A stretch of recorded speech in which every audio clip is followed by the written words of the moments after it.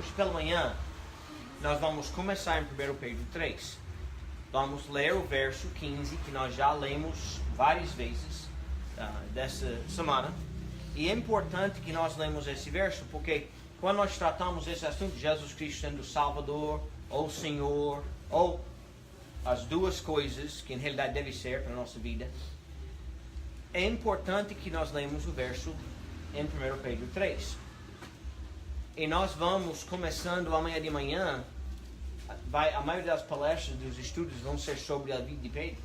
Hoje pela manhã nós vamos estudar uma parte da vida de Pedro. Amanhã de manhã vamos começar vendo mais coisas sobre a vida de Pedro. E é importante que nós entendamos que Pedro teve dificuldades com este assunto de Jesus Cristo sendo o Senhor da vida dele. Tem pessoas que querem dizer que Pedro não era salvo até o fim do ministério de Jesus, quando Jesus ressuscitou e teve aquela conversa com Pedro lá no mar de Galileia, na beira daquele mar. Mas, em realidade, quando você estuda a vida de Pedro, você encontra que ele aceitou a Cristo bem cedo do ministério de Jesus Cristo. E vamos ver isso hoje pela manhã.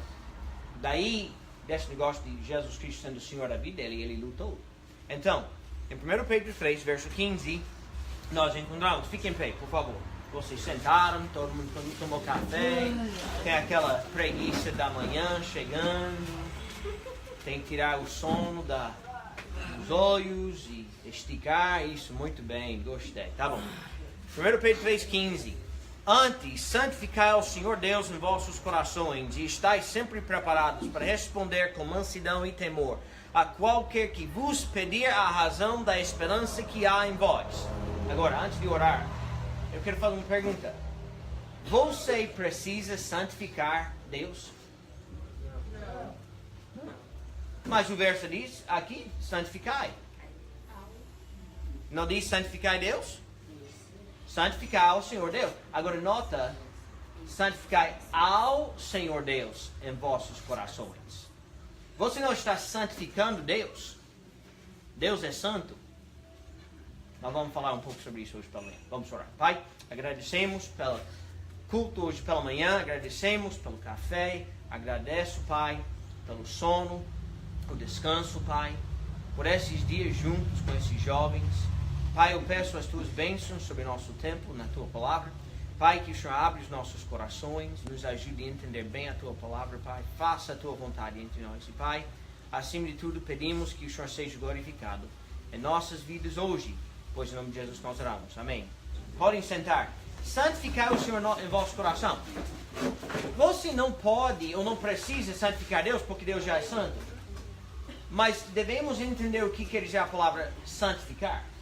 Porque santificar não é apenas fazer alguma coisa santa. Santificar, a ideia de santificação é que alguma coisa é separada, consagrada, é colocada num lugar especial. Entendeu? Então a ideia que Pedro está tentando trazer para nós é o seguinte: Deus em nosso coração deve ser no lugar especial, lugar primário, lugar que somente Deus pode ocupar em nossa vida. Essa é a ideia.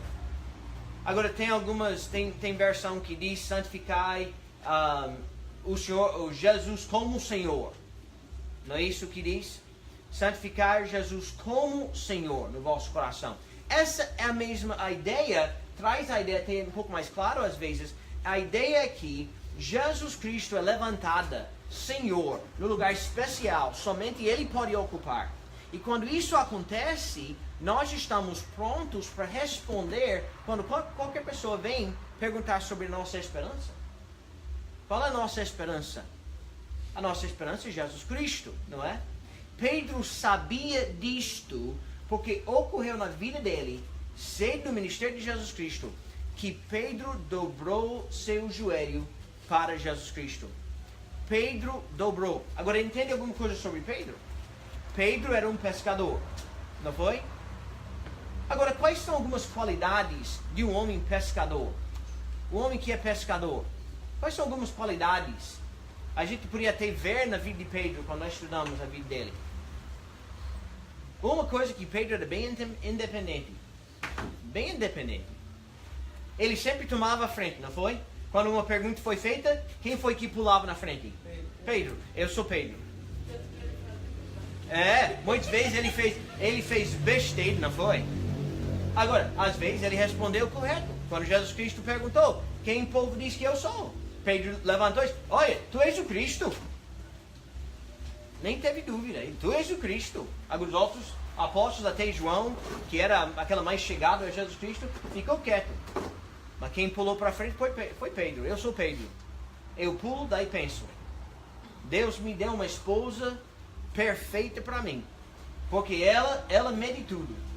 Conta o custo, pensa direitinho, me oferece todos os conselhos, que é bom. Porque se eu não tivesse alguém para pegar o meu braço, eu ia pular e ir embora. E daí pagar as consequências, como Pedro. Quem entendeu melhor do que Pedro como santificar Jesus Cristo como Senhor do coração era Pedro. Era Pedro. Ele sabia. Ele sabia. Quantas vezes ele errou estão na Bíblia. Mas quantas vezes ele acertou também?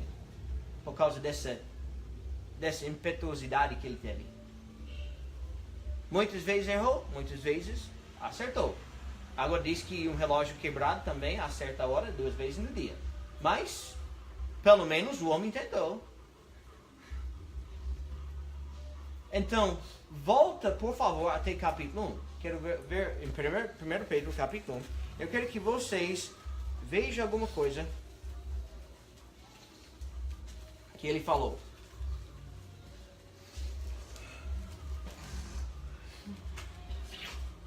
Em verso 7, capítulo 1, verso 7.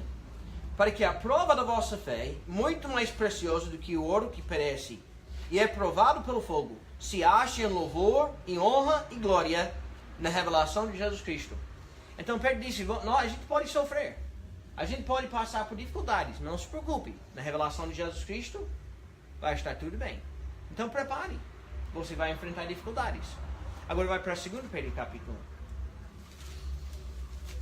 Em 2 Pedro capítulo 1, ele diz para o povo que eles precisam acrescentar a fé. Precisam crescer na fé. Veja o que ele disse em verso 12. Verso 12. Por isso, agora esse por isso está nos versos anteriores, falando sobre os galardões que nós podemos receber quando Cristo voltar. A necessidade de crescer na fé, para que quando Cristo voltar, a gente recebe o galardão, os galardões que Deus tem preparado para nós.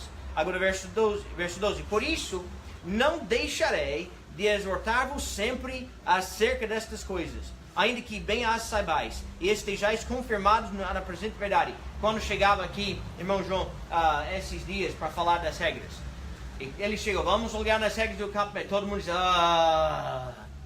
porque já todo mundo conhece as regras, porque a gente tem que fazer regra de novo. Pedro está falando a mesma coisa. Eu vou sempre relembrar-vos destas coisas. E a razão é porque a repetição é a melhor maneira de aprender. Repetição é a melhor maneira de aprender. Vocês já conhecem? Vai conhecer mais.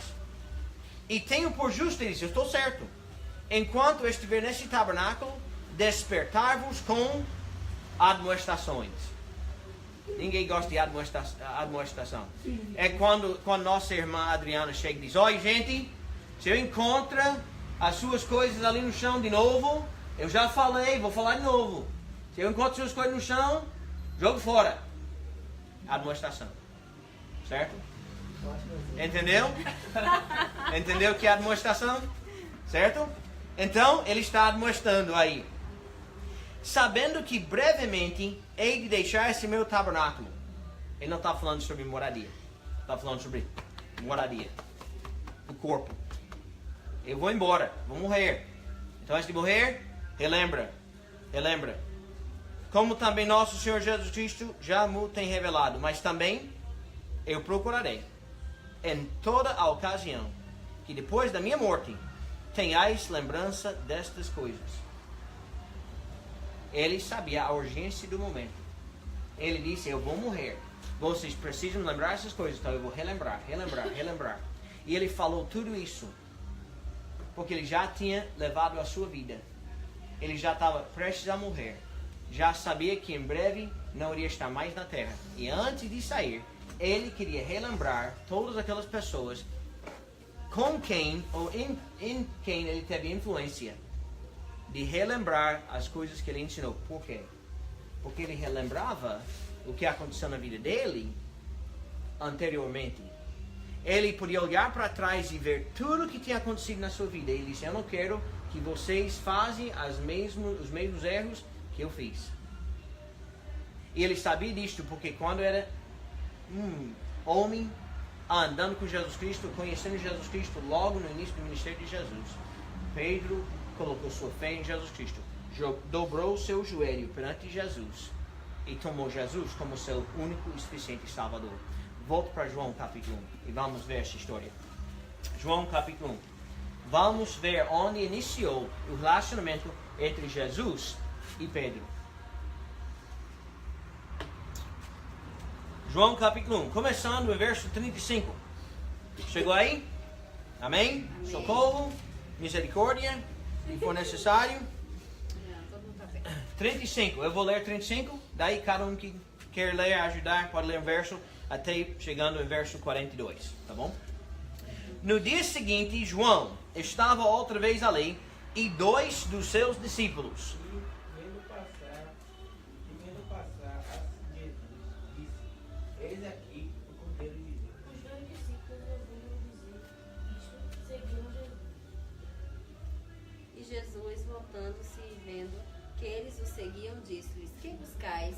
E eles disseram: Rabi, que traduzido quer dizer mestre, onde moras? E ele lhes disse: vinde vede. Foram e viram onde morava e ficaram com ele aquele dia. E era já quase a hora 10. Era André, irmão de Simão Pedro, um dos 2 que tinham ouvido o testemunho de João e seguido Jesus.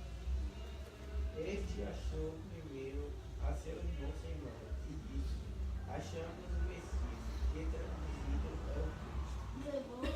Levou Jesus e olhando se para ele e disse: tu és Simão, seu filho de Jonas, tu serás chamado Cefas, que isso mesmo. Cadê o óculos? O óculos na mão. Agora, nós estamos vendo aqui a história de Pedro e seu primeiro encontro com Jesus Cristo, certo? Agora, a primeira coisa que eu quero perguntar, vamos abordar a história antes de entrar na mensagem.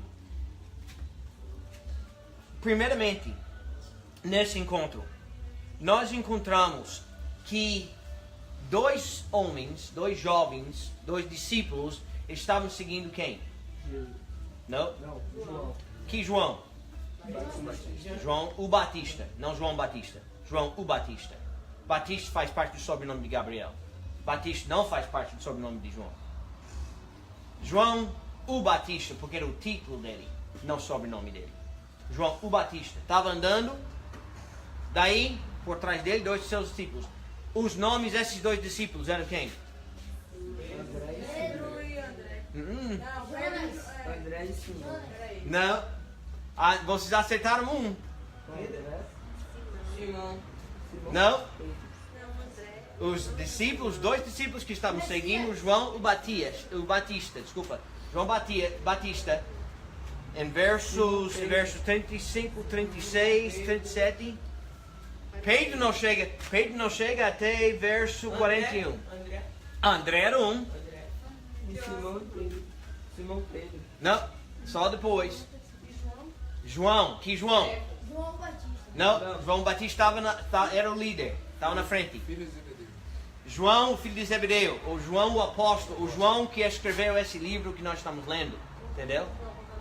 E Apocalipse também, o 1º, 2º, 3º João. Quando você está lendo a Bíblia, tem que identificar as personagens que estão lá. O apóstolo João, ele sempre se refere na terceira pessoa no seu livro. Muitas vezes, quando o livro de João fala de um outro discípulo, geralmente é João mesmo, falando de si mesmo, na terceira pessoa. E como se fosse eu dizendo, E pastor Joel ontem estava fazendo pipoca lá na cozinha. Aquele outro homem estava lá dentro fazendo. Teve 3 homens lá dentro fazendo pipoca. João e Gabriel e aquele outro homem. Agora quem seria o outro homem? Pastor Joel. Porque só nós 3 ali dentro, né? É quando estamos trabalhando e a pessoa diz, teve 5 homens trabalhando e um pastor. Peraí, o pastor não é homem? Ou o pastor não está trabalhando, o pastor não é homem, não sei qual é. Mas é interessante como é que fala. Agora, João muitas vezes se refere como o outro discípulo. Ou aquele discípulo que Jesus amava, ou seja que for. Aqui nós temos 2 discípulos, André e João. André e João, parece que eles andaram bem perto de João Batista, seguindo ele, discípulos firmes com João Batista. E a Bíblia diz que certo dia, depois que Jesus foi batizado por João Batista, Jesus estava passando de novo e João olhando para Jesus Cristo, falando com esses 2 discípulos, ele falou o quê? Olhando, vendo Jesus Cristo, o que foi que ele falou? Eis o Cordeiro de Deus que tira o pecado do mundo. Qual foi o propósito de João Batista quando ele andava aqui na terra? Pregava, preparando o caminho para Jesus Cristo, para o Messias. Então, todo o ministério de João Batista era apontar pessoas para Jesus Cristo. E as pessoas que seguiram João, que foram batizadas por João, em Mateus capítulo 3, nós podemos saber que João não batizava ninguém que ele não acreditava que já era salvo. A pessoa que já tinha tomado a sua decisão de aceitar Cristo. Ele era batizado? Como é? Ele era batizado? Quem? João? O Batista? Não precisava. Não precisava ser batizado porque Deus chamou ele para batizar outros. Deus deu autoridade para João batizar outros, mas João não precisava ser batizado. Nunca foi batizado. Nunca foi membro da igreja de Cristo. Porque ele era antes, ele estava preparando o caminho. Entendeu? Depois a gente pode conversar sobre esse assunto. Podemos tentar conversar sobre isso. Mas, basta dizer que João não batizava ninguém que ele não acreditava que era salvo. Por isso ele falou para os fariseus, mostra, pois, frutos dignos de arrependimento, para que eles podiam ser batizados. Então esses 2 aqui, João e André, discípulos de João Batista, foram batizados, já aceitaram a Cristo. Aceitaram a Cristo como pastor, porque eles estavam olhando para frente. Entende uma coisa? Todos aqueles que eram salvos antes de Jesus Cristo chegar, eles aceitaram a promessa da chegada do Messias. Nós olhamos para trás e a gente vê que Jesus Cristo já veio. Mas a mesma coisa. Fé na obra de Jesus Cristo. Mesma coisa. Agora, ali, Jesus passa, João disse, eis o Cordeiro de Deus que tira o pecado do mundo. O que foi que os 2 discípulos fizeram? Logo, partiram. Tchau, João. Deus abençoe. Foi mais ou menos assim. Diz imediatamente. Agora, João reclamou. Não, meu discípulo, não. Foi isso que ele fez? Garanto que ele olhou e estão de parabéns, estão fazendo certo. Porque João não estava procurando discípulos para si. Ele estava procurando discípulos para Jesus Cristo. Seguidor de Jesus Cristo. Ele estava preparando para seguir Jesus. Então, quando chegou, partiram para Jesus Cristo. Agora os 2 chegaram lá, conversaram com Jesus. E Jesus, você já andava e sentiu que alguém estava seguindo você? E você está andando e o tempo todo está fazendo o quê? Tem certeza que alguém está seguindo? A Bíblia diz que eles estavam seguindo, Jesus Cristo virou e disse, o que estão buscando? O que estão buscando? Onde tu moras? Diz, vem ver. Aqueles 2 estavam querendo estar na presença de Jesus Cristo. Daí quando descobriram que foi Jesus, André despertou algo em André. O que foi que despertou em André? Ele queria fazer o quê? André queria fazer o quê? Olha os versos, gente. Vocês estão sentados aí dormindo aí. André queria fazer o quê?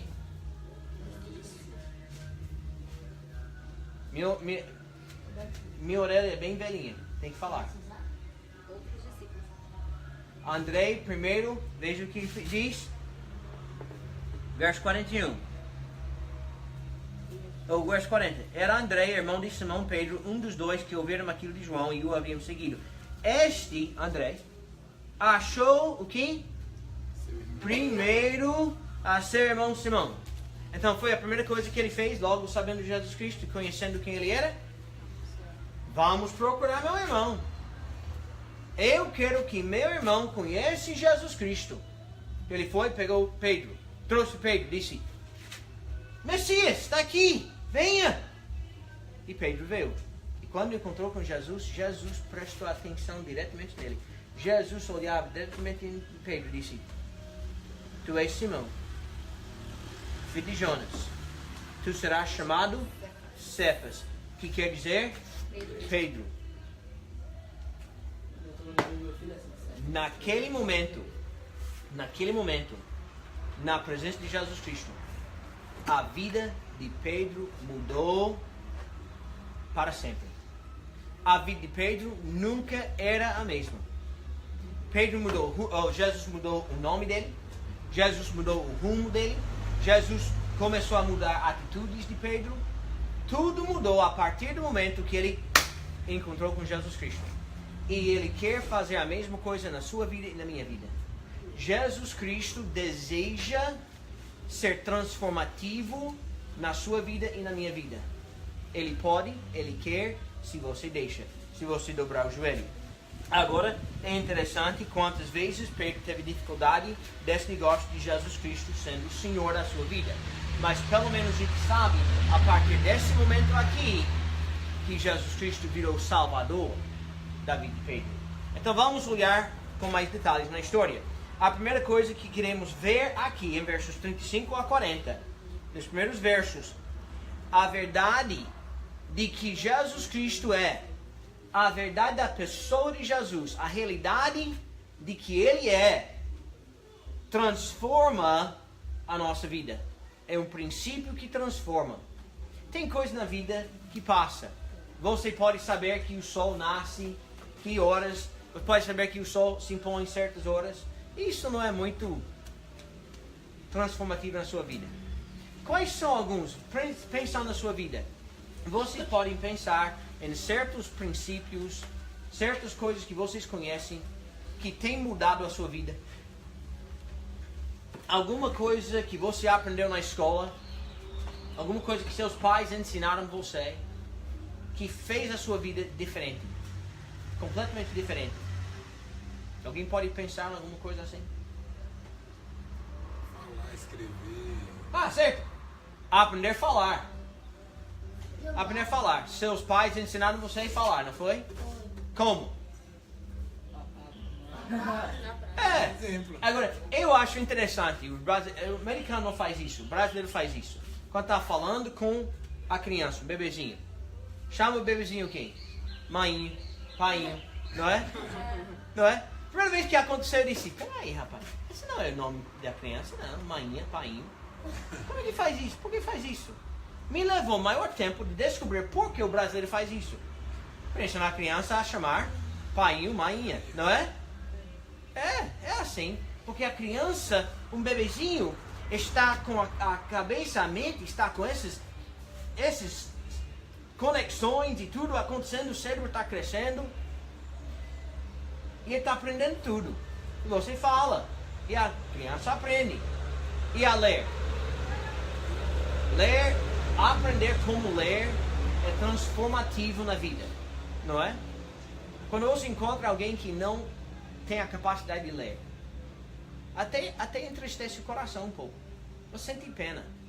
Porque aquela pessoa tem coisas que nunca vai descobrir pela leitura de um livro, da Bíblia, coisa assim.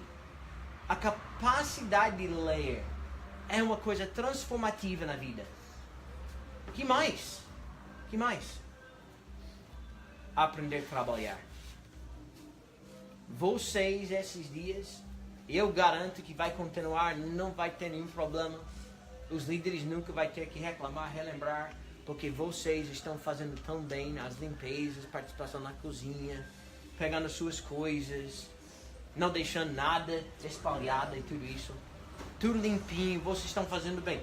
Aprender a trabalhar é coisa transformativa na vida. Eu já falei, lá em casa, eu não preciso lavar a louça. Nós temos 4 filhos. Cíntia, eu não lembro a última vez que minha esposa lavou louça, né? Lá em casa. E dou graças a Deus. Eu dou graças a Deus. Sabe quem passa pano no chão? Passa vassoura no chão? Não é minha esposa. São meus filhos. Aprenderam desde cedo como trabalhar. E eles trabalham. Aprender como trabalhar é transformativo na sua vida. Mas a maior coisa, o maior princípio, a melhor pessoa que transforma a vida é Jesus Cristo. E quando a pessoa chegar a realmente entender quem é Jesus Cristo, isso transforma a vida. João disse: eis o Cordeiro de Deus que tira pecado do mundo. Por anos, centenas de anos, os judeus estavam procurando esse Messias, este ungido do Senhor.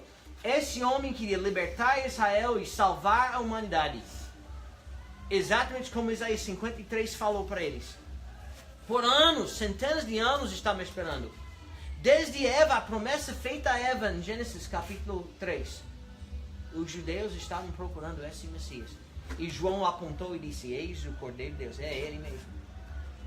Aquele sacrifício de Abraão no Monte Moriá, onde iria levar Isaac para sacrificar. E ele disse: Deus providenciar para si um cordeiro.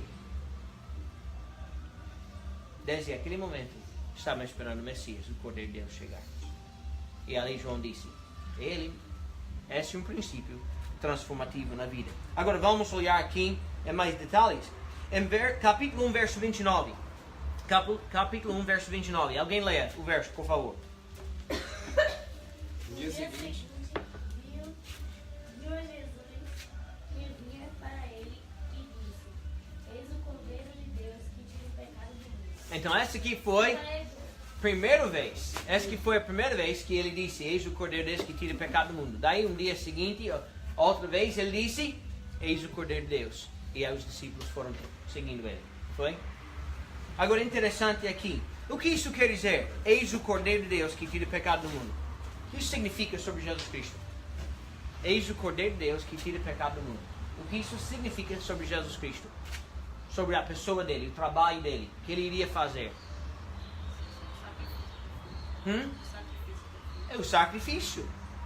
O Cordeiro de Deus. Isso quer dizer que Jesus Cristo era uma ovelhinha andando aí, tudo pelo, daquele pelo, né? Foi isso? Quando estava andando, estava... Foi fazendo isso? É isso que quer dizer o Cordeiro de Deus? Não. O Cordeiro de Deus está tratando o que ele seria e o que ele faria. O Cordeiro de Deus. O sacrifício para os pecados. Todo mundo vai até Isaías 53. Isaías 53. 53. Isaías 53. Isaías 53.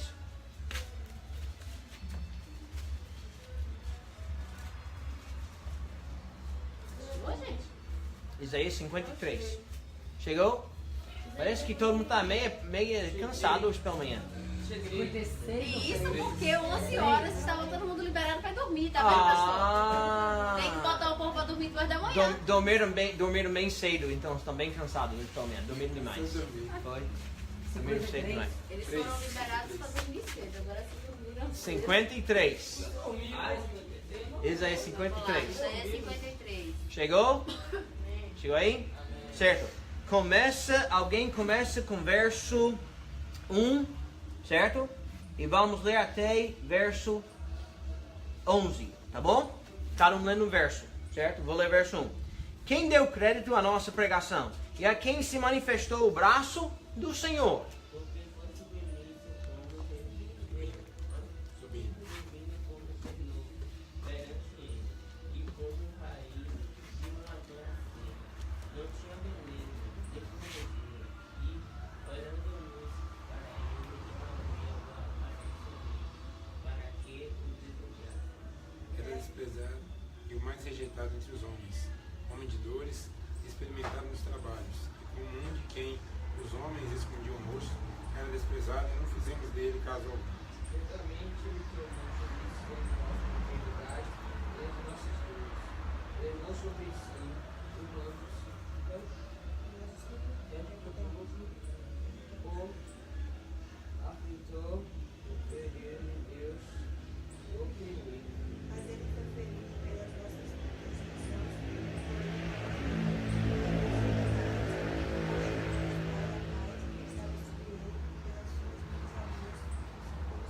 Agora, vai para verso 11. Verso 11. Alguém lê verso 11, por favor. Ele verá o fruto do trabalho da sua alma e ficará satisfeito. Com o seu conhecimento, o meu servo, o justo, justificará muitos, porque as iniquidades deles levará sobre si. Então, nós estamos vendo aqui uma profecia sobre aquele que iria vir, iria ser sacrificado por nossos pecados, não foi? Não foi isso que acabamos de ler? Descrevendo Jesus Cristo. Não estava descrevendo Jesus aqui como um rei. Não está descrevendo Jesus como um libertador. Não está descrevendo Jesus como um salvador do jeito de guerra, de vencer. Está tratando Jesus como um servo, um aflito. Aquele que queria ser moído, ferido, sacrificado. E verso 11 diz que Deus iria ver o fruto do trabalho, o efeito do trabalho. Iria ficar satisfeito. Essa razão, quando Jesus Cristo morreu na cruz, logo antes de morrer, ele falou, está consumado. A última coisa que Jesus falou antes de morrer, está consumado. Porque ele estava dizendo que acabou. Foi feito o sacrifício. Em Hebreus capítulo 9, escuta esses versos em Hebreus capítulo 9, versos 22 e 26. E quase todas as coisas, segundo a lei, se purificam com sangue. E sem derramamento de sangue não há remissão. Verso 26, de outra maneira, necessário lhe fora padecer muitas vezes desde a fundação do mundo. Mas agora, na consumação dos séculos, uma vez se manifestou, para aniquilar o pecado pelo sacrifício de si mesmo. Jesus Cristo era o sacrifício substituto para nossos pecados. Muitas religiões falsas, desde o princípio, desde o início, incluíram nos seus sacrifícios de sangue, de animais, de até pessoas às vezes. Especialmente religiões falsas, para deuses falsos, incluíram sacrifício de sangue de pessoas. Muitas vezes o primeiro filho foi sacrificado. E a razão é porque sempre teve, desde o princípio, perversões da religião verdadeira, da adoração verdadeira a Jesus Cristo, a Deus. Então eles incluíram esse sacrifício de sangue. Só que o único sacrifício de sangue que valia para Deus era sacrifício de cordeiro, até chegar a Jesus Cristo. Depois de Jesus, nenhum outro sacrifício foi necessário. Porque Jesus era o sacrifício. O substituto para os nossos pecados. Tomou sobre si as nossas transgressões, as nossas iniquidades. Ele foi ferido por causa de mim. Imagina, hoje pela manhã, você estava acusado, ou você foi culpado de um crime, de uma coisa grave, que merecia um castigo pesado. E daí, alguém chegava e disse, eu tomo, deixa aquela pessoa livre. Eu tomo. eu tomo. Jesus Cristo fez isso por mim. Ele fez isso por você. Quando João disse, eis o Cordeiro de Deus, foi isso que João estava tentando falar. É mais do que apenas um homem. Essa aqui é o sacrifício. Ele vai ser o sacrifício perfeito por todos os nossos pecados. O substituto para os nossos pecados. Ele também é o sacrifício que tira o pecado. Não apenas é o sacrifício para os pecados, mas o sacrifício que tira pecado. João disse, eis o Cordeiro de Deus que tira pecado do mundo. Não é? Agora isso quer dizer que quando Jesus morreu, eliminou o pecado. Agora o pecado não existe mais. Então o que significa esse tira o pecado do mundo? Ele disse, eis o Cordeiro de Deus que tira pecado do mundo. Isso quer dizer que Jesus estava tirando o pecado e o pecado não iria existir mais? O que isso significa? O poder do pecado. Tirando o poder do pecado. Ah, o poder, o efeito, a consequência do pecado. Vai, por favor, vamos olhar em vários versos aqui, tá bom? Quem vai ajudar a fazer a leitura desses versos? Preciso de voluntários, certo? Sanches, você tem Gálatas 3:13. Eu gostei desse Sanches, então não vai ser Vitor, não vai ser Sanches. Ele disse, então vou usar o nome que ele me disse.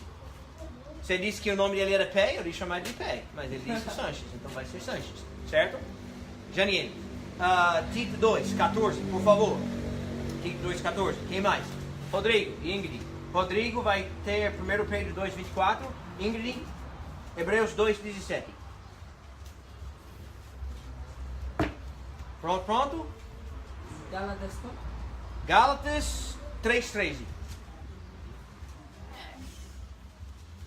Pode ler? Todo mundo tem seus versos aí? Rodrigo, quem tem qual? Eu esqueci o meu, Hebreus. Rapaz, que isso? Memória volátil. Hebreus Uma 2:17. bateria. Hebreus 2:17. 2:17. Tá bom? Achou, Rodrigo? Rodrigo achou? Lembra qual foi o seu verso? 2:24. 1 Pedro 2:24. Achou? Certo. Tá bom. Vitor, lê, por favor. Cristo nos resgatou da maldição da lei, fazendo-se maldição por nós, porque está escrito, maldito todo aquele que for pendurado no madeireiro. Então, Madeiro. ele foi crucificado, não foi? Foi uma maldição. Maldição ser crucificado assim. E ele levou aquela maldição por nós, para tirar o efeito do pecado, o poder do pecado, a consequência do nosso pecado. Ele levou tudo isso sobre si, quando ele foi crucificado. Certo? Janiele, por favor, Tito 2:14. O qual se deu a si mesmo por nós, para nos remir de toda iniquidade e purificar para si um povo seu especial, zeloso de boas obras. Então ele levou o castigo, ele levou a maldição, para resgatar para ele um povo zeloso, um povo especial, para ele, santificado para ele, colocado ao lado, separado para ele. Tira pecado, levou daqui e colocou aqui, com ele. É isso que Jesus fez. Quando João disse, eis o Cordeiro de Deus, que tira o pecado do mundo, isso tudo estava envolvido. E Pedro mesmo falou o verso que você acabou de ler. Foi Pedro que falou isso, não foi? Oh, desculpa, foi Tito que falou. Foi Pedro, o próximo verso que a gente vai ler. 1 Pedro 2:24. Rodrigo. Levando ele mesmo, o seu madeiro, e seu povo, os nossos pecadores sobre o madeiro, para que mortos para os pecadores pudéssemos viver para a justiça e pelas suas feridas santos. Então veja aí, de novo. Ele foi maldito. Ele foi crucificado. Ele foi sacrificado. E Jesus nos tirou e colocou aqui. Agora ele disse que o desejo dele é que sejamos separados, consagrados para Jesus Cristo, para Deus. Essa é a ideia que estamos vendo, certo?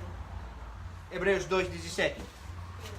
Por isso convinha que tudo fosse semelhante aos irmãos, para ser misericordioso e fiel, sumo sacerdote naquilo que é de Deus, para expiar o pecado do povo. expiar o pecado.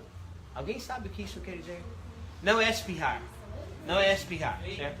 Não é como nossa querida Alana com esse problema de... Rapaz, eu sinto pena. Porque eu sei o que é de ser desse jeito entupido na cabeça assim. E você quer respirar bem, não consigo. Esse aqui não é espiar, certo? Não é espirrar. Espiar quer dizer o quê? Não é espiar não. Não é isso não. Essa palavra tem algo a ver com o pecado sendo limpo, tirado. Certo? Alguém já lavou roupa no tanque? Aquela roupa está suja, não tá? Você bota sabão, você esfrega e faz tudo isso, não é? Naquela coisa lá. Daí você faz o que? Você exprime, né? Você está exprimindo, está tirando a água, está tirando sabão, fazendo isso para deixar aquela coisa limpa, não é isso? Expiar é a ideia de que o pecado, a sujeira, está tirado. Está absolvido. Então, quando Jesus morreu na cruz, Ele fez com que tudo isso podia ser tirado de nós. Eis o Cordeiro de Deus que tira o pecado do mundo. Jesus Cristo é o Cordeiro de Deus. Mas não é apenas isto, essa verdade que transforma. Também, volta para João capítulo 1 e você vai ver que ele incita Jesus Cristo, essa verdade da pessoa de Jesus, incita pessoas a o seguir. Incita pessoas a o seguir. Agora eu sei que alguns de vocês estão com tanta vontade de fazer caminhadas comigo, querendo fazer aqueles exercícios que eu faço. Hoje pela manhã eu acordei 5:30, saí do quarto, cadê o povo? Cadê os meninos? A gente foi procurar se a gente tinha ido. A gente não, você não, eu. Eu tinha acordado 5 horas e pouco da manhã. Você ia ficar dormindo. Agora, alguns desses meninos estavam incitados a seguir Pastor Joel, mas não conseguiram. Só amanhã. Até Santos disse, pastor, o senhor saiu, eu fui atrás, mas cadê o pastor? Já saiu. Já saiu. Jesus Cristo não faz isso. Jesus Cristo vai e incita pessoas a seguir Ele. Quando você seguir Ele, Ele sempre pode estar achado. Está ali. Não está muito longe, não. Está ali. Ele incita pessoas, quando você vai para João, vendo passar Jesus, verso 26, esse aqui é o Cordeiro de Deus. Os 2 discípulos ouviram-no dizer isso, seguiram Jesus Cristo. E Jesus, voltando-se, vendo que eles o seguiam, disse-lhes, que buscais? Eles disseram, Rabi, e traduzido quer dizer mestre, onde moras? Ele lhes disse, vinde e vede.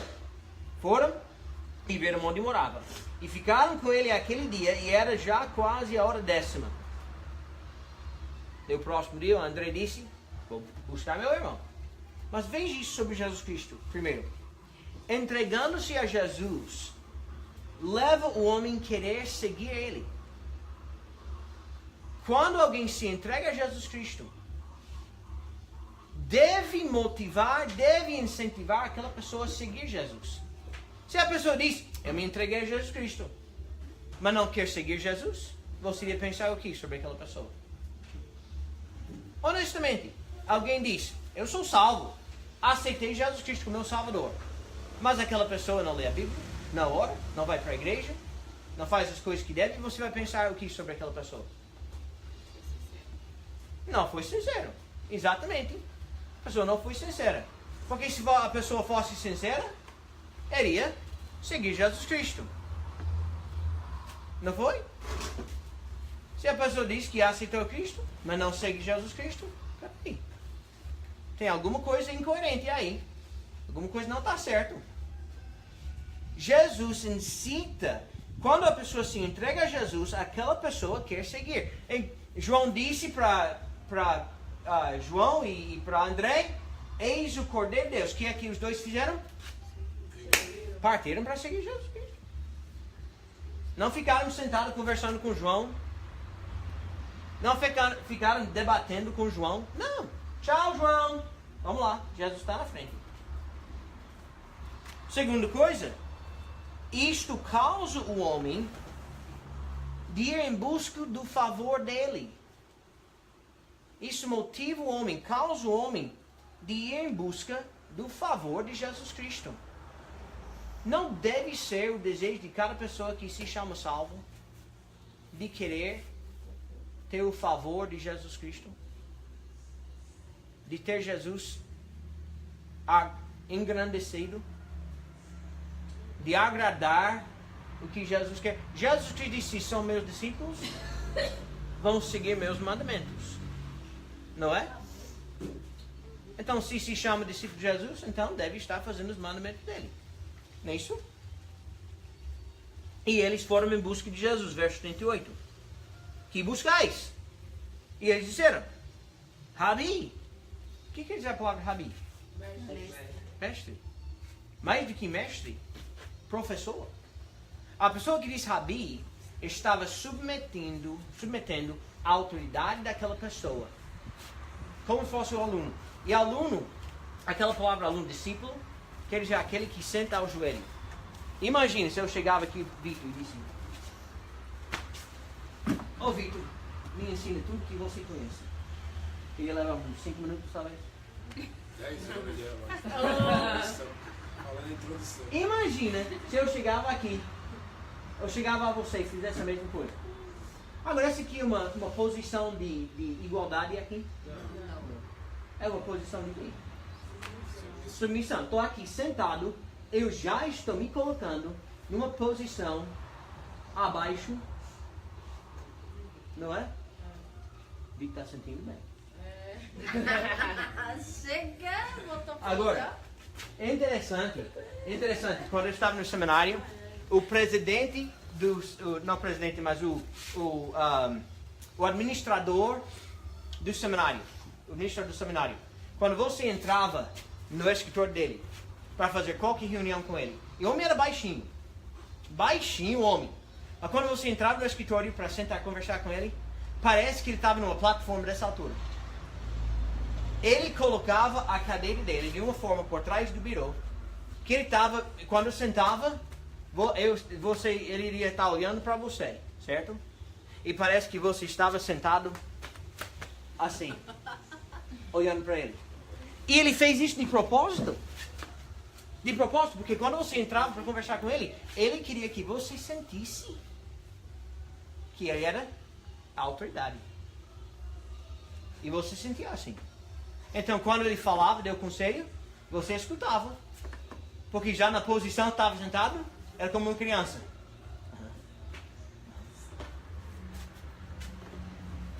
Jesus Cristo deve causar o homem, por causa da nossa entrega a Ele, deve nos causar de ir em busca. Rabi, eu quero o favor do Senhor. Eu quero agradar o Senhor. Terceiro. E ele lhes disse, verso 39, vide e vede. Foram e viram onde morava. E o que fizeram? Ficaram com ele. E é interessante, a partir de verso 39, nunca deixaram ao lado de Jesus Cristo. Começaram a andar com Jesus. João e André foram os primeiros discípulos de andar com Jesus Cristo. Logo em seguida pegaram André, Felipe, Nataniel. E teve 5 homens andando com Jesus Cristo. Foram com Jesus naquele casamento em Caná. Começaram a andar com Jesus. Certo dia estavam pescando. Jesus chegou e disse: olha, vem me seguir, vou fazer pesca dos homens. Foram atrás dele. Eles desejaram estar sempre na presença de Jesus Cristo. E quando a pessoa se entrega a Jesus como Salvador, deve motivar aquela pessoa a estar sempre na presença dele, buscando a presença de Jesus. Agora, quando aceitamos a Cristo, nós conseguimos sair da presença de Jesus? Deus está aqui, não é? O Espírito Santo habita em nós. Então não tem como escapar. Mas é uma coisa de realmente ter Jesus, ter Deus aqui no meu coração. E outra coisa é estar buscando a presença dele. Ou querendo estar perto dele sempre. Porque muitas vezes a gente se afasta. A gente tem distrações. Quais são algumas maneiras que a gente busca a presença de Jesus Cristo? Como é que a gente faz isso? Orar, tem que orar. Lendo o quê? A Bíblia. Não lendo qualquer livro, não. Lendo a Bíblia. Ir para a igreja. O que mais? Comunhão com os irmãos. Cantando louvor. Adorando, não é? Todas as coisas estão envolvidas. Nós estamos demonstrando desejo de estar na presença de Jesus Cristo. De andar com Jesus Cristo. Como esses discípulos fizeram. Agora, nós temos aqui, verso 39. O que foi que Jesus fez em verso... O que foi que Jesus falou? Primeira sentença, primeira frase. Vinde o quê? E vede. Esse é o quê? É um apelo. Um apelo. Vinde. Vede. Vem comigo. Foi um apelo. João e André podiam ter escolhido voltar para João Batista? Podiam tiveram toda liberdade, não foi? Tinha toda liberdade. Jesus disse, vinde, vede. Podiam ter dito, sabe, eu tenho aula na escola. Eu tenho trabalho. Sabe, meu irmão, nossos irmãos estão lá na beira do mar de Galileia pescando. A gente vai lá pescar. Podia ter falado isso. Nosso pai está lá trabalhando. João podia dizer, nosso pai Zebedeu está lá trabalhando, ele precisa da gente. Jesus, a gente não pode ir com o Senhor, não. Temos que voltar. Podia ter falado. Ele deu o apelo. Vinde, vede. E fizeram o quê? Atrás dele. Responderam ao apelo. Muitas vezes Jesus está apelando. Ele está chamando. Que a gente busque a presença. Que a gente anda com Ele. Que a gente obedece a Ele. Que a pessoa se entrega a Ele como Salvador. E a gente acha, mas tem muito tempo para frente. Posso fazer qualquer hora. Mas André e João foram atrás. Daí a transformação que Jesus faz leva o salvo a procurar outros com quem pode compartilhar essa verdade. André foi em busca de quem? André foi em busca de quem? Depois que conheceu Jesus? Do irmão. O irmão. E o irmão era quem?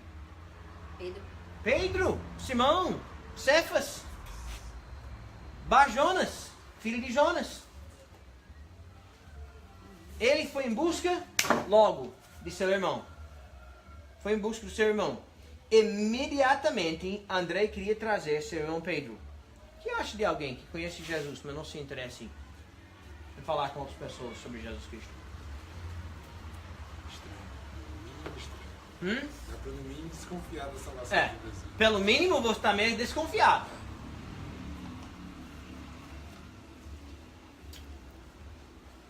Leal. Qual é seu time de futebol favorito?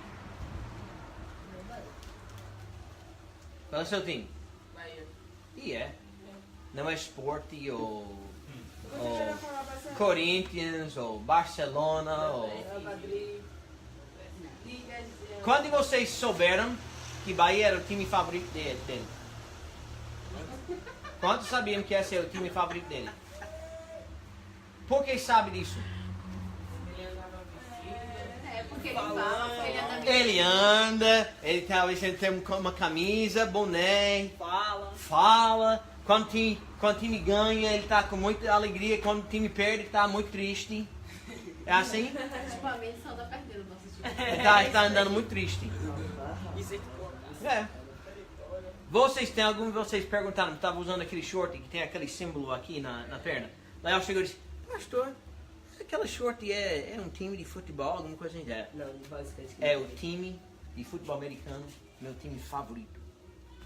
Infelizmente, Estão perdendo muito recentemente. A temporada acabou. E meu time nem chegou ao campeonato. Eu falei cedo. Terminou a temporada e eles ficaram em casa e os outros times estavam jogando para o campeonato. Meu time estava em casa, infelizmente.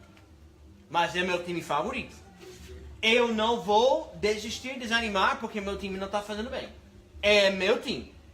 Eu estou ali, acompanhando, torcendo. E Jesus Cristo? Que você acha alguém que se diz cristão? Eu não falo nada de Jesus Cristo. Espera aí. Você faz parte do time dele? Faço. Você ama ele? Amo. Mas, cara, é a sua motivação? Está motivado a falar do seu time de futebol? Não está motivado a falar do seu time de Cristo? André foi logo falar com seu irmão. Olha, Messias, Jesus, vamos lá. Vamos lá. André sabia exatamente o que falar para este irmão tão querido. Exatamente, veja o que ele falou. Verso 41. As primeiras 3 palavras que Pedro falou. Quais são? Ele te achou primeiro. Achamos o Messias. Não o que ele fez, ele achou o irmão. É isso que ele fez. O que ele fez no verso 41, achou seu irmão. O que ele falou, achamos o Messias. Agora, nós não entendemos, talvez, a significância desta frase. Quando André falou, achamos o Messias, isso despertou tudo em Pedro. Não houve para o judeu, não houve uma frase com mais significância do que achamos o Messias. Nós não podemos imaginar o que isso significava. A esperança no coração, a alegria que traz no coração para um judeu. Achamos, eles estão procurando. Vocês sabem por que o anticristo vai conseguir enganar o mundo inteiro? Porque os judeus ainda estão procurando o Messias. E quando o anticristo vem, ele vai se chamar o Messias. E ele vai parecer como o Messias. Porque a Bíblia diz que ele vai fazer paz com Israel. Ele vai estabelecer um governo só, provavelmente com Israel na frente. Então, ele vai parecer tudo o que os judeus estão procurando até agora. E ele vai tomar a frente e todo mundo vai acreditar. Essa razão é chamada anticristo. Porque os judeus vão pensar que ele é o Messias. Quando André disse, achamos o Messias, Pedro disse, quando nós falamos de Cristo, nós temos que falar para despertar na pessoa o desejo de conhecer Jesus. Falar palavras, coisas que vão deixar aquela pessoa, essa é a esperança que eu precisava. Vocês têm amigos na escola que talvez estão completamente perdidos. E se você conhece Cristo, você pode dizer para aquela pessoa, Jesus transformou minha vida. Eu conheço o que é amor agora. Eu conheço o que é esperança agora. Eu conheço o que é perdão agora. André usou palavras simples para evangelizar seu irmão. Palavras simples. Você não precisa conhecer todas as doutrinas de santificação, justificação e essas outras ações que tem na Bíblia. O que você precisa saber é que Jesus morreu pelos pecados do mundo. Que Deus amou o mundo através de Jesus Cristo. E que qualquer pessoa, arrependida do seu pecado, colocando sua fé inteiramente em Jesus Cristo, pode ser salvo. Pode usar palavras simples. André não apenas falou, mas era ativo em trazer seu irmão para Jesus. Agora, uma coisa para você falar: Jesus Cristo ama, Jesus Cristo salva. Eu te disse outra coisa quando você fala para aquela pessoa: olha, vem comigo para a igreja. vem conhecer Jesus Cristo. Vocês têm um grupo aqui de jovens que irá atrair outros jovens. Vem comigo para a igreja. Vem conhecer outros jovens que conhecem Jesus Cristo. Vocês têm uma grande capacidade de trazer outras pessoas. Agora veja a reação de Pedro. Pedro foi falar com Jesus, seguindo André, não foi? Verso 42. E levou-o a Jesus. E olhando Jesus para ele, disse: Tu és Simão, filho de Jonas. Tu serás chamado Cefas, que quer dizer Pedro. Então, conhecendo Jesus é um princípio transformativo. A transformação que Jesus faz leva o salvo a procurar outros. E Jesus reconhece qualquer que está disposto de se ajoelhar diante dele. Veja a reação de Jesus quando Pedro chegou. A Bíblia diz que olhando Jesus para ele, não foi? Jesus sempre está olhando para aqueles que vêm para ele. Lucas 19, 10. Jesus Cristo veio buscar e salvar os que se havia perdido. Então Jesus está sempre olhando, sempre procurando, sempre buscando, sempre esperando para alguém chegar a ele. Quando é tarde demais para aceitar Cristo?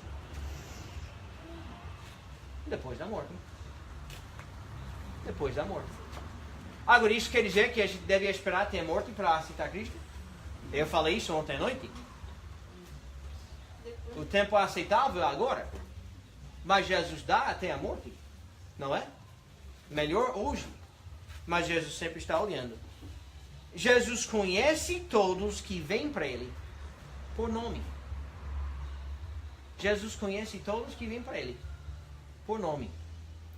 Em Mateus capítulo 7, Jesus Cristo disse: muitos me verão naquele dia e vão dizer: Senhor, Senhor, nós não fizemos maravilhas, nós não.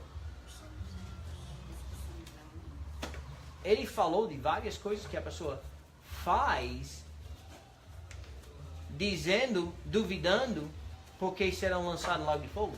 E Jesus falou o que, naquele dia eu vou falar o que?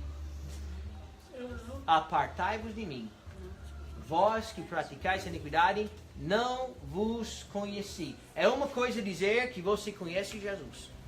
Muitos podem falar: eu conheço Deus. Mas o que Jesus diz: eu preciso conhecer você. Eu preciso conhecer você. Agora, quando a pessoa vai para Jesus, quando a pessoa se entrega a Jesus, Jesus conhece aquela pessoa por nome. Tu és Simão. Agora vai ser chamado Cefas, Pedro. Vou transformar sua vida, transformar seu nome, transformar suas atitudes, transformar seus comportamentos. Eu estou aqui para fazer você diferente, Pedro. Eu conheço você. Ele fez a mesma coisa com Nataniel. Nataniel veio e disse: eu vi você quando estava embaixo da árvore.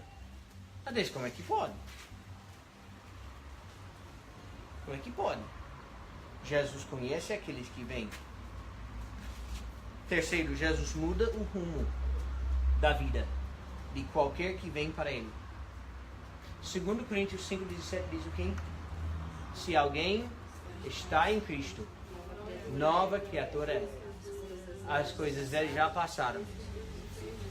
Aquele verso quer dizer que quando aceitamos a Cristo, Deus muda tudo na nossa vida. Ele muda as circunstâncias, Ele muda o trabalho, Ele muda a situação financeira. O que isso quer dizer? Se alguém está em Cristo, nova criatura, as coisas velhas já passaram, eis que tudo se fez novo.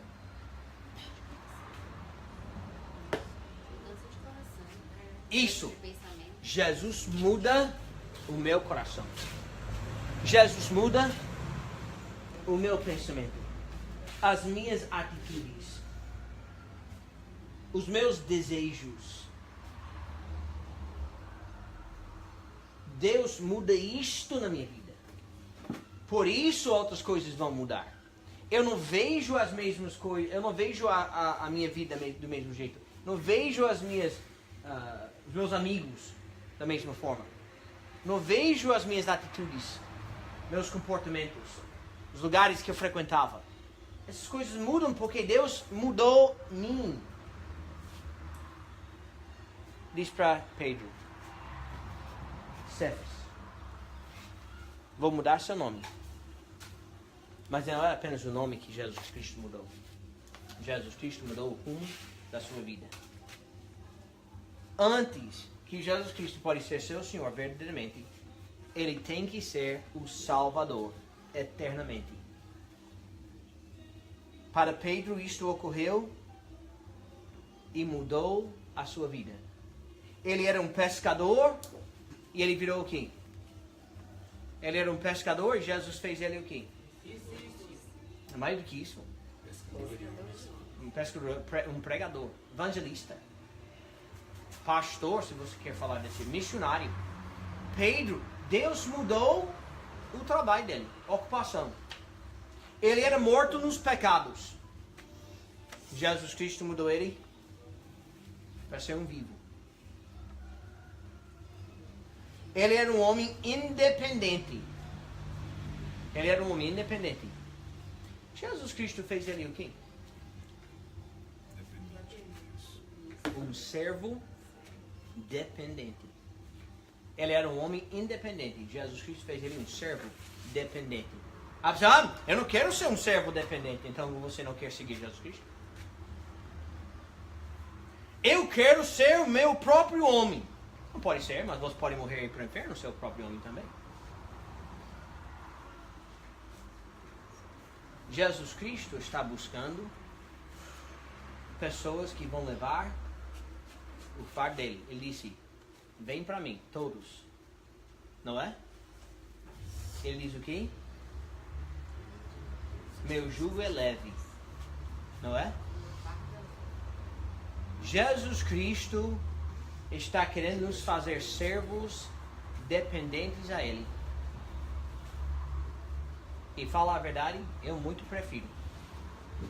Porque é muito pesado esse fardo do mundo.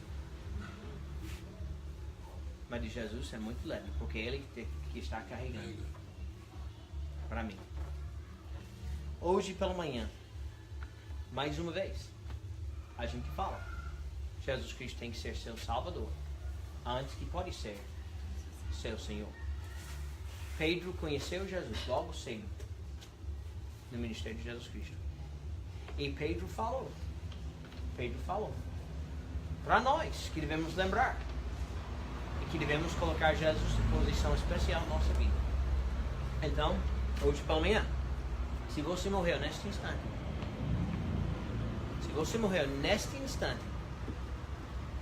sabe que vai para o céu?